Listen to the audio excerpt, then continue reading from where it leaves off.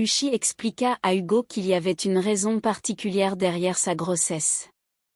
La propre belle-mère d'Hugo avait jeté une malédiction sur elle par malentendu. Il était une fois, dans le lointain village d'Aro, une femme gentille et talentueuse nommée Hugo. Hugo attendait un bébé, son ventre rond et plein de vie.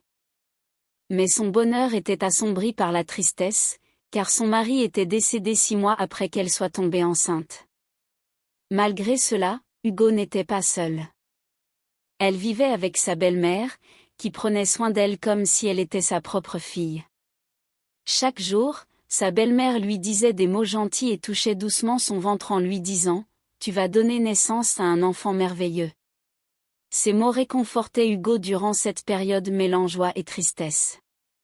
Hugo était connu dans tout Haro pour son talent extraordinaire dans la confection de beaux vêtements et chaussures. Les gens venaient de loin pour admirer et acheter les jolies choses qu'elle créait. Mais comme c'est souvent le cas, tout le monde n'était pas gentil avec Hugo. Certaines personnes étaient jalouses de ses talents et de son cœur généreux, surtout parce qu'elle avait toujours un sourire pour tout le monde. Cela les poussait à parler d'elle dans son dos, mais pas en bien. Malgré ses méchancetés, Hugo ne se laissait pas atteindre. Elle aimait faire rire les enfants et leur offrait souvent des petites friandises. Sa gentillesse faisait qu'ils l'adoraient. Il jouait autour d'elle et certains l'aidaient même avec de petites tâches juste pour être près d'elle. Hugo n'avait pas beaucoup d'amis parmi les adultes, mais cela ne lui importait pas. Elle se concentrait sur son travail et sur la diffusion de la joie partout où elle allait. Son cœur était aussi grand que le ciel, et elle croyait en la bonté envers tous, même ceux qui n'étaient pas gentils avec elle. C'est ainsi que commence l'histoire d'Hugo dans Haro, une histoire de bonté, de magie et de famine. C'est un rappel que la gentillesse et l'amour peuvent faire une grande différence dans le monde, même lorsque les autres ne vous comprennent pas. Puis, les semaines et les mois se transformèrent en une année, et la grossesse d'Hugo dépassa les 12 mois, ce qui n'était jamais arrivé auparavant. Quelque chose de très mauvais arriva alors au village d'Haro. La pluie cessa de tomber, et les rivières et les ruisseaux commencèrent à s'assécher. Les cultures ne pouvaient plus pousser, et bientôt, il n'y eut plus assez de nourriture pour tout le monde. Cela rendit tout le monde très effrayé et triste. Alors que les choses s'aggravaient, certains villageois commencèrent à chercher quelqu'un à blâmer pour leur malheur. Ils se mirent à dire des choses méchantes sur la grossesse de 12 mois d'Hugo et son bébé à naître. Ils pensaient que son bébé était maudit et que c'était pour cela que la famine avait lieu. C'était très injuste, mais quand les gens ont peur, ils disent et font parfois des choses injustes. Hugo se sentit très triste et seul à cause de cela. Les amis qu'elle pensait avoir se détournèrent d'elle. Maintenant, lorsqu'elle traversait le village, au lieu de sourire, elle recevait des regards en colère et des paroles dures. Mais dans toute cette obscurité, il y avait une petite lumière. Une jeune fille nommée Ama ne croyait pas aux méchancetés que disaient les autres à propos d'Hugo. Ama voyait la gentillesse d'Hugo et décida de devenir son amie quand tout le monde s'éloignait d'elle. Ama aidait Hugo avec ses tâches et lui tenait compagnie. Cette amitié était très précieuse pour Hugo, elle lui rappelait que même dans les moments les plus difficiles, il pouvait y avoir de la gentillesse et de l'amour. Ainsi, bien que la famine rende la vie très difficile et que beaucoup de gens soient méchants avec elle, Hugo n'était pas complètement seul. Elle avait Ama, et cela faisait toute la différence. Cela montrait que même lorsque tout semble aller mal, il peut encore y avoir de l'espoir et de l'amitié. Alors que les choses devenaient de plus en plus dures à Haro, les anciens du village prirent une grande et triste décision. Ils décidèrent qu'Hugo devait quitter le village. Ils pensaient qu'en la renvoyant, la famine pourrait prendre fin. C'était très difficile pour Hugo à entendre. Elle devait dire au revoir à son foyer et à tous les enfants qu'elle aimait, surtout à son amie chère Ama. Avant de partir, Hugo rencontra Ama une dernière fois. Ama était très triste et ne voulait pas qu'Hugo parte. Elle lui dit qu'elle allait lui manquer, ainsi que les friandises qu'elle apportait.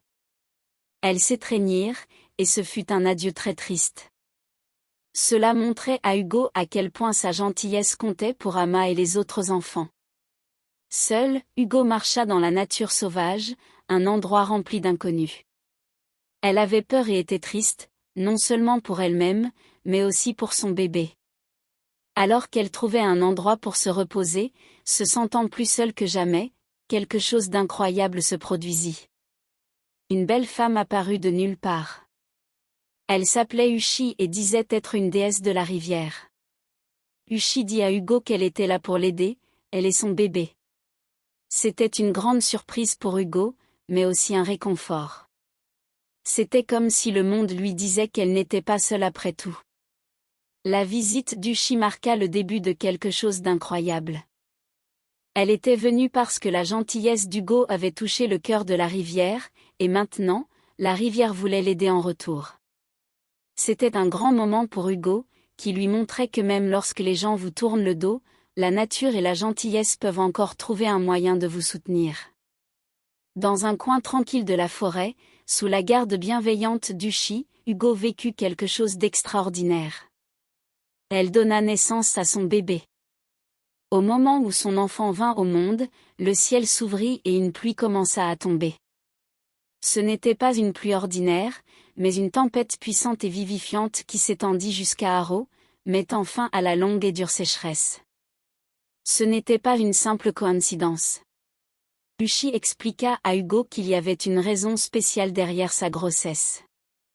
La propre belle-mère d'Hugo avait jeté une malédiction sur elle par malentendu. Sa belle-mère, sous son apparence gentille et innocente, cachait un profond chagrin. Et un grave malentendu.